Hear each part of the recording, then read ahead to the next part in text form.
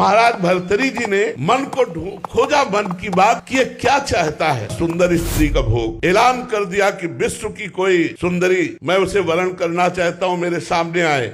तो बहुत से जो अपनी सुंदरता का अभिमान रखती थी सुंदरियां एकत्र, क्योंकि चक्रवर्ती सम्राट महाराज भर्तरी, उनमें एक का नाम था पिंगला। भर्तरी जी के चित्त को लुभायमान कर लिया। भर्तरी जी ने उसके साथ पाणी ग्रहण किया। उन्होंने कहा राजपाट हमारा छोटा भाई विक्रमादित्य संभालेगा। अब मैं देखता हूँ इस काम में सुख कितना है। जिस काम के लिए मेरा मन लालायित हुआ, पहले मैं सुख से तृप्ति प्राप्त करूंगा। अब राजमहल केवल समय से भोजन पहुंच जाएगा, कोई भी राजकाज सब विक्रमादित्य के ऊपर, और आप केवल भोग निर्णय करने के लिए। बहुत वर्ष व्यतीत होते गए, लेकिन समय नहीं पता चला। पिंगला एक दिन अपने महल के पार्श्व की तरफ देखा, एक हष्ट पुष्ट जवान घोड़ों की रखवाली करवा रहा था। कोई मालिश कर रहा है, कोई कुछ कर, उसे अश्वपाल कहते हैं। देखा और जम गया। पिंगला ने दासी को भेजा, अश्वपाल से कौन मिलना चाहती। अब महाराज जब शयन में होते तब अश्वपाल से मिलना शुरू हुआ। अब आप बहुत ध्यान से सुनना। एक गरीब ब्राह्मण तपस्या कर रहा था देवराज इंद्र के लिए कि वो प्रसन्न और मुझे धन दे। देवराज इंद्र प्रकट हुए और एक फल दिया, बोले अमर फल, इसे खाने से अमर हो जाता है। बस अंतर ध्यान हो गए। उनका मेरी बात भी नहीं सुनी। मुझ गरीब को अमर होके क्या करना है, मुझे तो धन चाहिए था। ये अमर फल मैं महाराज भर्तरी को दे देता हूँ, और भर्तरी धर्मात्मा राजा है, वो अमर रहेंगे तो हमारी प्रजा सुखी रहेगी। महाराज की जय हो। कहो विप्रवर कैसे आगमन हुआ। महाराज मैंने तपस्या कर मुझे देवराज इंद्र ने एक अमर फल दिया, इसे खाने से अमर हो जाया जाता है। आज्ञा करी, जितना खजाने से धन चाहिए इनको दे दीजिए। अमर फल लिया, सोचा मेरी आसक्ति पिंगला पे है, मैं अमर होकर क्या करूंगा। अगर पिंगला अमर रहेगी तो मैं सुखी रहूंगा। पिंगला को बुलाया और कहा ये हमारे देश के